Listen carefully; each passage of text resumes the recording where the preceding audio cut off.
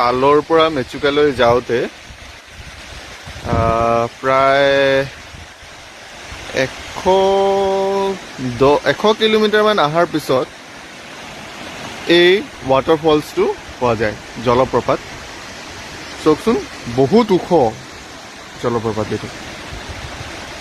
আমাৰ টাৱাঙৰ নুৰানাং ৱাটাৰফলছ এটা আছিলে, সেইটোৰ নিচিনা প্ৰায় দেখোঁতে। ইয়াত পানীটো অলপ কম, কিন্তু বহুত ওপৰৰ পৰা আহিছে।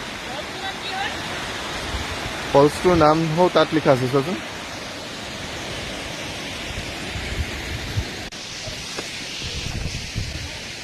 আমি মেচুকালৈ যোৱাৰ পথত এই ফলছটোত ৰখা ব্ৰেক দিয়া নহ'ল, গতিকে এতিয়া আমি যিহেতু আলুলৈ গৈ আছোঁ, আৰু যদি সময় হয় আমি আজি ঘৰলৈ উভতি যাম, যদি সোনকালে আলুলৈ পাওঁগৈ। গতিকে ইয়াতে অলপ সময় চাহ বিৰতি আৰু আমাৰ বাইকখনো অলপ ৰেষ্ট দিওঁ। বাইকখন প্ৰায় 70 কিলোমিটাৰমান আহিলে নেকি।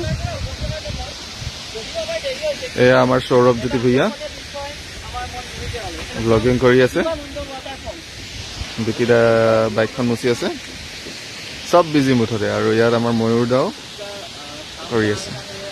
ঠিক আছে, চাহ বিৰতিৰ পিছতে আমি আকৌ আমাৰ আলৰ যাত্ৰা আৰম্ভ কৰিম। যদি অলপ সোনকালে হয় আমি ঘৰলৈ উভতি যাম নেকি, হয়নে বিকিদা?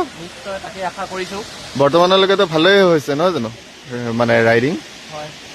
কাৰণ এতিয়া নামি আহিছোঁ, সেইকাৰণে ইমান কষ্ট হোৱা নাই। পাহাৰখনৰ বাবে যদি ৰাস্তা বন্ধ হৈ নাথাকে তেন্তে আমি উভতি যাব পাৰিম চাগে। নহ'লে 2-3 ঘণ্টা বন্ধ হ'বলগীয়া হয়, ফচি থাকিবলগীয়া হয়, সেইটো সমস্যা। ঠিক আছে, আগলৈ কি হয় আমি ভিডিঅ'টোৰ জৰিয়তে আপোনালোকক জনাই থাকিম। তেতিয়ালৈকে এই ৱাটাৰফলছটো অলপ উপভোগ কৰক আপোনালোকে, কিমান সুন্দৰ চাই লওক।